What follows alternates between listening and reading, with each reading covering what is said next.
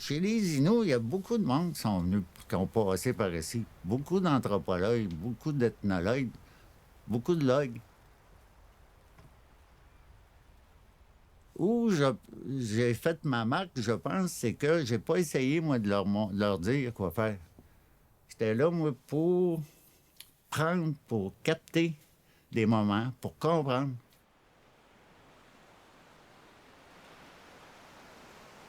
Parce qu'on voulait, tout le monde voulait savoir le contenu.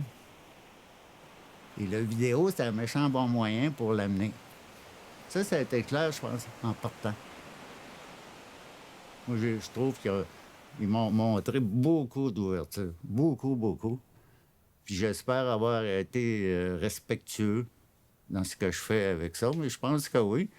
Après 35 ans, je serais plus ici, je pense bien, si j'avais pas fait une bonne job. Ils ne sont pas obligés de me garder, mais il n'y a pas d'obligation, là.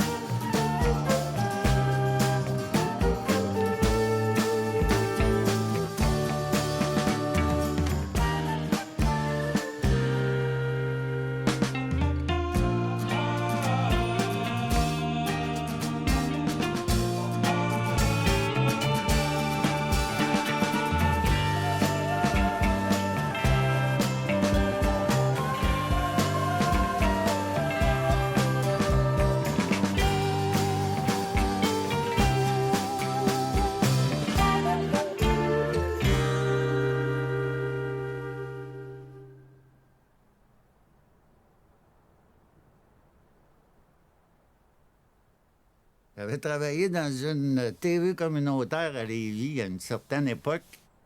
La magie, à un moment donné, de prendre toi-même une caméra, puis de voir le résultat, toucher au montage, ben, j'ai eu le temps de faire ça dans ma formation. Puis je savais que j'aimais ça. Puis je changerais pas aujourd'hui. Je trouve que je fais un beau métier, très libre. J'ai un point de vue qui peut être entendu. C'est intéressant, ça. C'est même gros comme moyen quand on y pense, ça. Il y a beaucoup de monde qu'on peut atteindre avec des films. Et voilà, ça résume à peu près pourquoi je fais ça. J'aime ça, puis je me sens utile.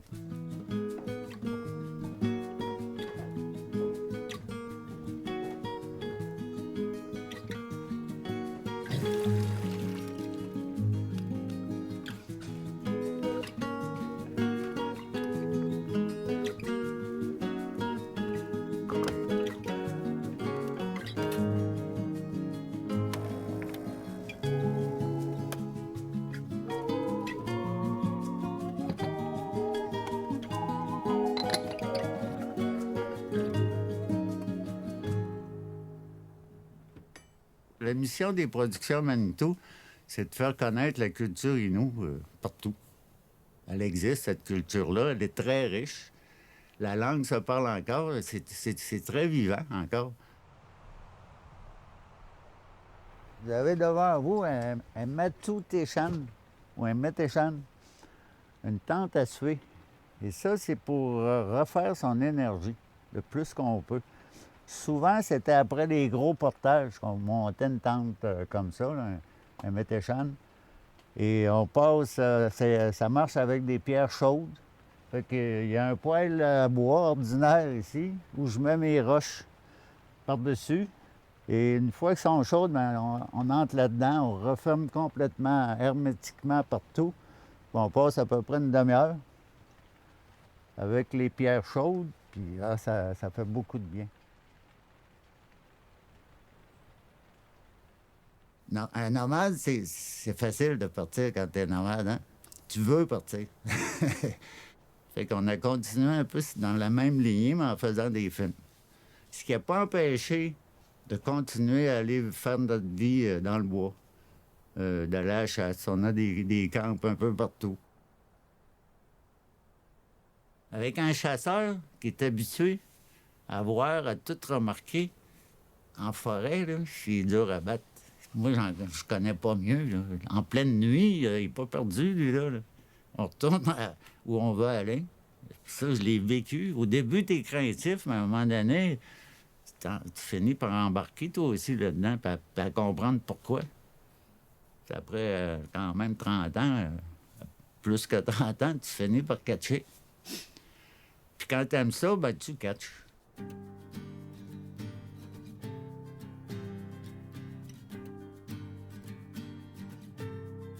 Faut embarquer dans ces cultures-là parce qu'ils sont des dépositaires des connaissances du territoire.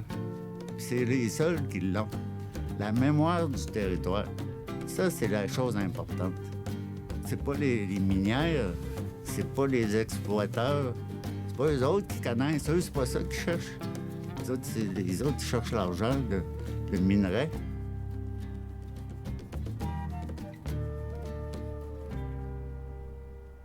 On était pressés par le temps. Chaque aîné, aujourd'hui, c'est moins vrai parce que la plupart sont allés aussi au pensionnat. Mais quand on a commencé, nous autres, c'est ceux qui n'étaient pas allés au pensionnat qu'on allait voir. C'est des bibliothèques, ce monde-là. Puis qui nous confiaient facilement parce que eux, pour eux autres, ils veulent que leurs enfants le sachent. Puis souvent, il y en a beaucoup de décédés, là, des 90 ans, il n'y en a plus beaucoup. Comme des joueurs traditionnels de tambour, il n'y en a plus beaucoup non plus.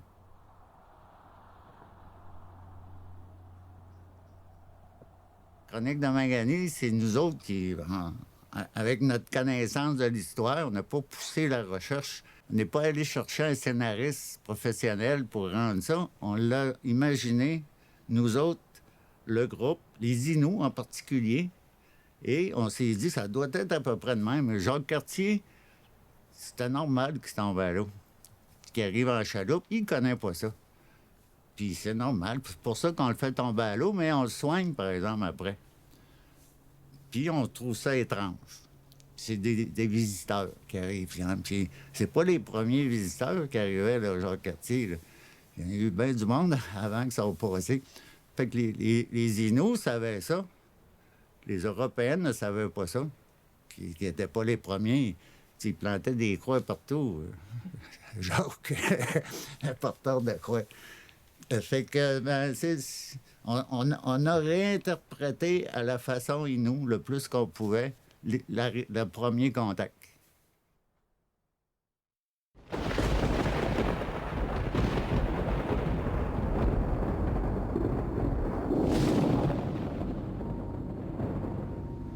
Notre histoire commence en Amérique du Nord, il y a environ 7000 ans. Le Nord se réchauffe après une longue glaciation. Venus du Sud, les Inuits s'installent un peu partout, sur ce qui s'appelle aujourd'hui la côte nord du Québec, notamment en Magalie. Pendant 7000 ans, ils y vivent dans l'harmonie, heureux d'être les gardiens d'un si beau territoire. Les premiers visiteurs qui se pointent sont les Inuits, venus du Grand Nord qu'un phénomène de refroidissement a poussé vers le sud en quête de baleines et de loups-mers. D'abord sur les côtes du Labrador, puis de plus en plus vers le sud, jusqu'à Tadoussac. Les nouveaux visiteurs inuits ne restent sur le territoire que quelques centaines d'années. Le partage des us et coutumes entre Inuits et Inuits ne se fait pas très bien. Et il y a même une guerre mémorable sur l'île aux Esquimaux de la Basse-Côte-Nord en 1640. Puis, des visiteurs européens viennent de plus en plus sur le continent. Les Vikings, vers l'an 1000. Le Norvégien Paul Knutsen, en 1360. L'Écossais Henry Sinclair, en 1398. Des pêcheurs, des baleiniers et des morutiers basques, portugais, français ou espagnols franchissent le détroit de Belle-Île et commercent avec les Béotucs en 1420.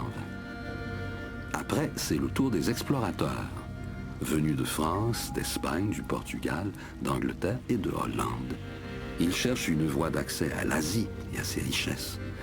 Un accès qui ne doit pas être si loin, et la nation qui le contrôle va devenir très riche. Le navigateur Giovanni Caboto, John Cabot, déclare que ces terres appartiennent aux Britanniques. L'Italien Verrazzano, sur son bateau La Dauphine, payé par des banquiers lyonnais, prend officiellement possession de Terre-Neuve et du Labrador au nom du roi de France. Au nom de celui-ci, au nom de celui-là, on prend possession. Ils sont décidément très étranges, ces visiteurs. Ils ont la manie de prendre possession de chaque parcelle de terrain qu'ils voient. Faut savoir que de l'autre côté de l'océan, en Europe, à cette époque, la situation n'est pas très reluisante et les nouveaux arrivants sont pour la plupart des malheureux qui fuient la peste, les brigands, l'intolérance et les guerres.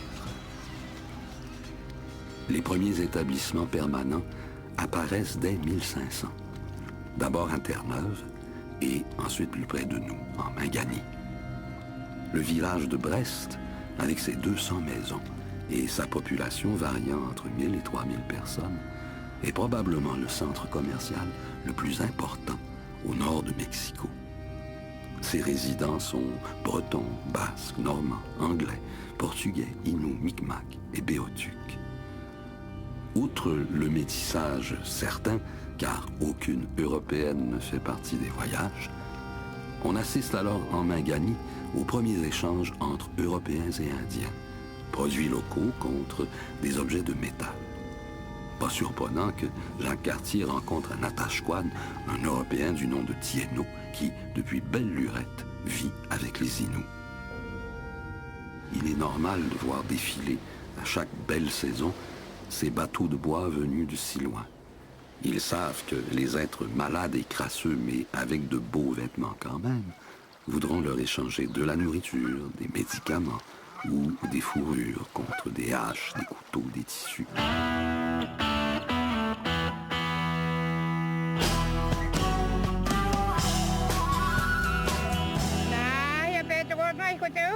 On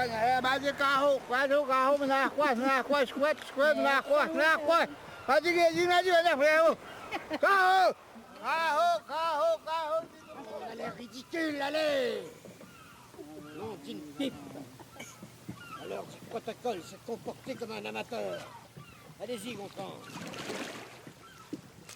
Doucement, Gontran! Doucement!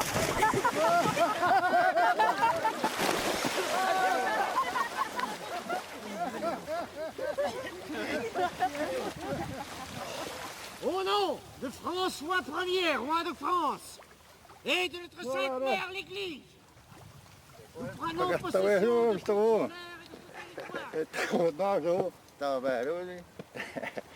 Il a l'air comique, hein? Mais fais attention à lui. Comme un hookah, mais on a un.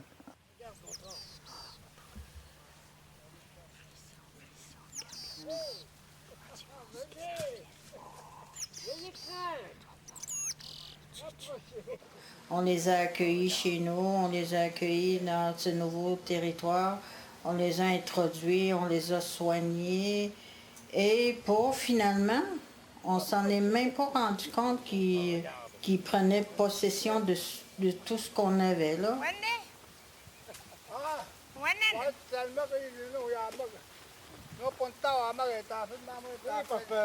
Les Inuits étaient un peuple nomade et ils pouvaient se déplacer à travers le territoire. Là. Il n'y avait aucune frontière. Les repères, c'était la montagne, tel lac. Les Inuits se déplaçaient en indiquant les lieux. Et ils se déplaçaient librement dans ce territoire. Et aussi, fallait qu'ils survivent. Là. Tu sais, pour survivre, faut que tu te déplaces, faut que tu ailles chercher ton caribou, le lièvre, la nourriture, le poisson. Et c'était ça. C'était un peuple nomade qui suivait l'animal, le caribou, le castor, porc-épic. Le printemps, début d'été, ils venaient vers la mer pour les canards. On suivait vraiment le cycle des animaux. Et encore, on le fait, ça.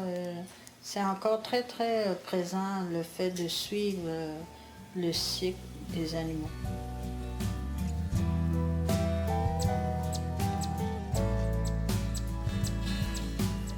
ce va-et-vient amène beaucoup d'hommes et pas de femmes, ce qui provoque un débalancement dans les populations. Il n'est donc pas surprenant d'entendre parler de vol de femmes entre Inuits, Inuit et Micmac.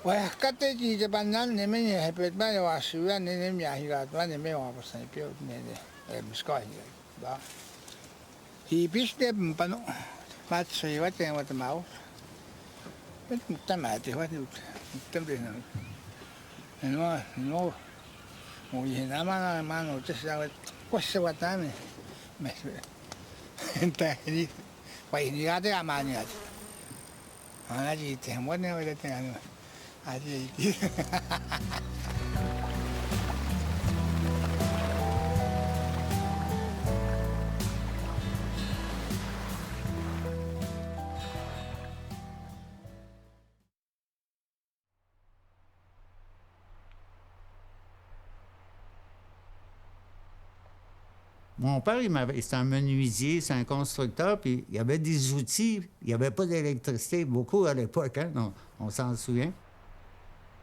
Fait que j'avais déjà cette connaissance-là à la base. Mon père, il nous amenait dans le bois quand il pouvait, parce qu'il travaillait souvent à l'extérieur, donc il ne pouvait pas souvent.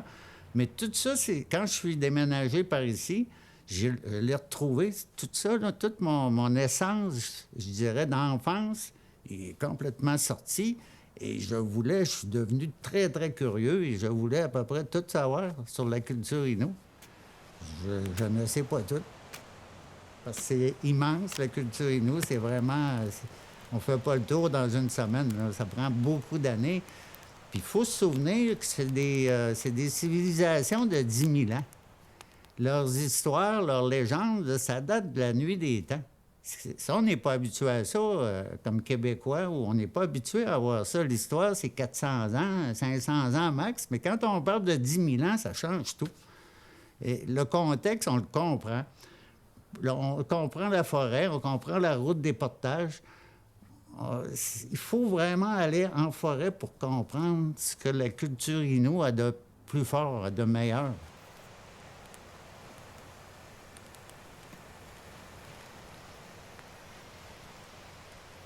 Pour nous autres, le temps, par exemple, c'est le temps du saumon, c'est le temps de l'outarde, c'est le temps du caribou. C'est pas janvier, février, c'est les oiseaux migrateurs. C'est quand ils arrivent que c'est le temps. Donc, tout ça, le temps, là, il est très...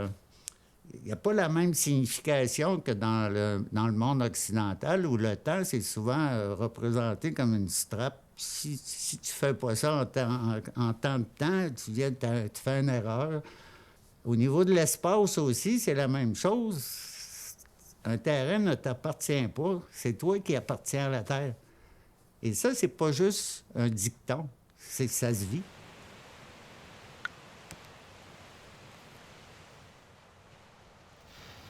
Ça ressemble beaucoup au cycle nomade des Inuits, ce que je fais. Puis c'est ça que je voulais démontrer aussi avec mes films. C'est quoi un rythme sur un an, par exemple, quand tu es nomade? L'été, sur le bord de la mer, il n'y a pas mieux. Sauf l'hiver, c'est beaucoup trop froid, ça fait j'essaie d'aller dans le bois le plus que je peux.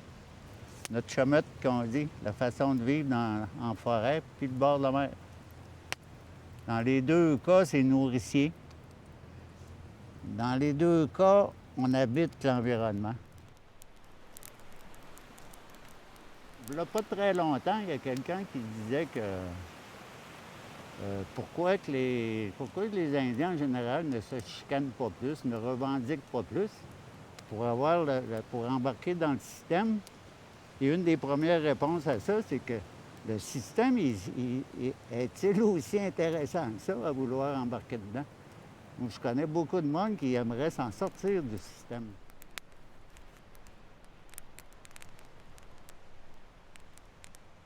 C'est ce qui s'est perdu, moi, à mon point de vue, de plus grave, c'est le fait qu'on est devenu, à un moment donné, avec le capitalisme, propriétaire de la terre. Et ça, tu peux pas. Pour le système capitaliste, puis l'argent et tout ça, ça marche. Mais pas pour un Innu. La terre, c'est pas... T'es gardien de la terre. Je pense à la forêt d'arbres au BC. Même s'il y a des manifestations, aujourd'hui, je disais qu'ils avaient sorti leurs premiers arbres, ils étaient tout fiers. Puis pourtant, il n'y a plus rien. C'est des arbres de 1000 ans, ça, là. Ils en ont vu bien plus que nous autres, ces arbres-là. On te les coupe pour faire du bois, pour faire de l'argent.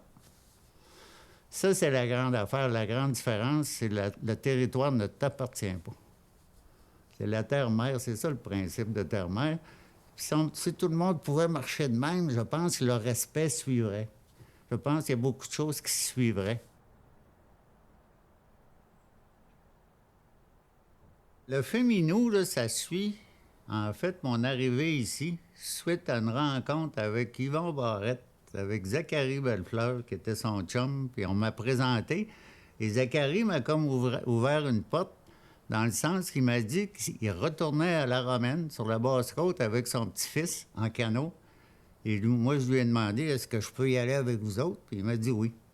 Et le film comme tel, bien, Mesnac, le petit gars qui a 3 ans et demi, qui veut connaître le grand-père qui veut lui enseigner, j'avais les ingrédients, moi, pour faire un film, surtout si on voulait s'adresser aux jeunes. Donc, Mesnac, je pense que en le faisant vieillir, d'abord, 3 ans et demi jusqu'à 12 ans, ça a été un film qui s'est fait par épisode.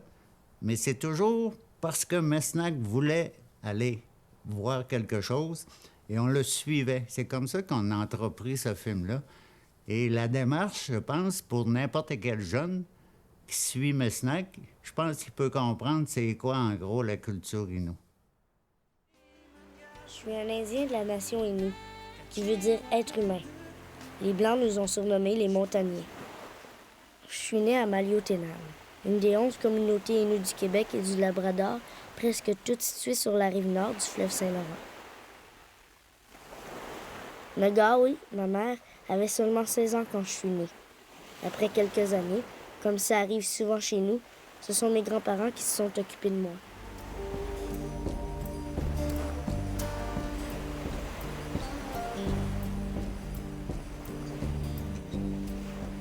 Mon éducation a commencé pas bien loin de chez nous, juste dans le bois derrière le village. Mouchoum posait des collets pour attraper le lièvre.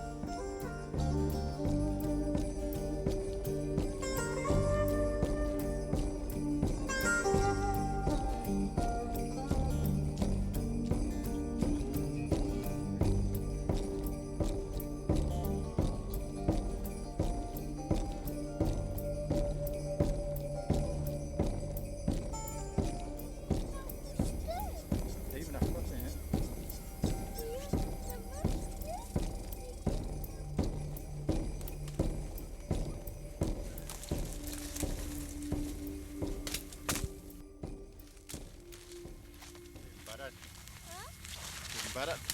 Hah? Barat auf. Hah?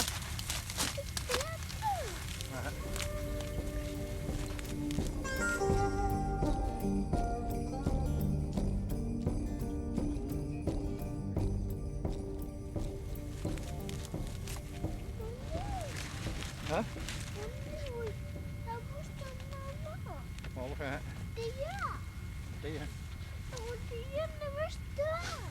Dia ne stod kom in der. C'est à ce moment-là que j'ai fait ma première découverte. Les poissons vivent dans l'eau, les caribous et les lièvres dans le bois. Mouchoum a été gentil. Il n'a pas trop ri de moi quand je lui ai dit que je croyais que tous les animaux vivaient au même endroit.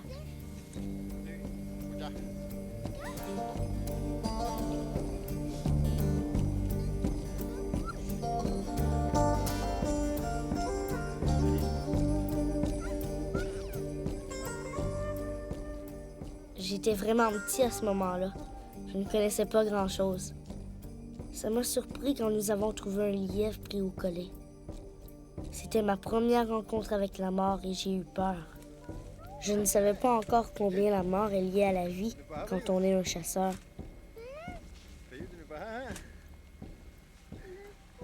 Quelque temps plus tard, ma grand-mère m'a proposé d'aller passer une partie de l'hiver dans le bois avec Mouchoum. Elle a dit qu'avec lui, j'apprendrais tout ce qu'un Inou doit savoir pour vivre dans la nature, avec la nature. J'étais prêt à aller n'importe où avec Moshum. Mais vivre dans le bois, je ne savais pas ce que ça voulait dire. La vie dans la forêt, c'est une vie complètement différente de celle que tu connais, Mesnack. Tu vas apprendre ce qu'il y a à faire pour y vivre, et tranquillement, la forêt va t'adopter. Tu vas sentir que tu fais partie d'elle. De l'arbre que tu coupes et que tu brides pour te chauffer. Du poisson que tu pêches pour te nourrir. Apprendre à vivre dans le bois, Mesnack, c'est aussi apprendre à vivre avec toi-même. Moi, je suis né dans le bois. C'est là que j'ai vécu jusqu'à l'âge de 8 ans. À ce moment-là, en 1955, la réserve de la Romaine venait d'être fondée et les Pères Oblats y avaient établi leur mission. Le gouvernement a alors décidé que les jeunes de ma communauté, qui étaient en âge d'aller à l'école, devaient partir pour le pensionnat de cette île. Pour moi, pour ma famille, pour toute la communauté, ça a été très difficile. Une grande blessure. Quand je suis revenu après 4 ans de pensionnat, j'avais appris une seconde langue, le français, et beaucoup de choses sur le monde, sur l'histoire des peuples.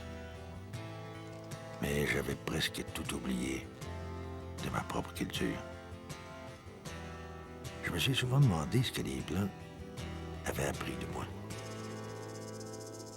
Mais tu sais, Mesnack, même les blessures peuvent nous apprendre quelque chose et nous amener plus loin sur notre route. Parce que j'étais devenu presque un étranger, j'ai dû réapprendre à vivre comme un Indien. Et je l'ai fait à fond. J'ai choisi d'être un Inou, de vivre en Inou. Et c'est parce que j'ai fait ce choix que je peux aujourd'hui partager avec toi ce que j'ai appris.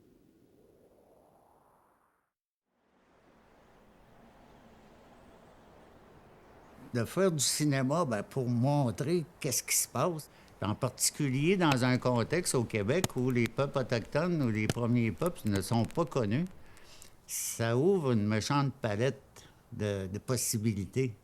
Étant donné que la culture Innu est une culture basée sur la communication orale, le vidéo se prête très bien à ce genre de situation.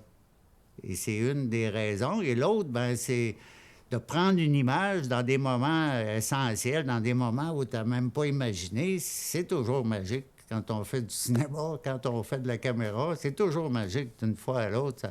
Ça n'a pas de fin. Et si on réussit à amener ça, tout ça, je pense qu'on vient de parler à beaucoup de monde. Et c'est ce que le cinéma, une des raisons pourquoi le cinéma existe. On veut rejoindre du monde.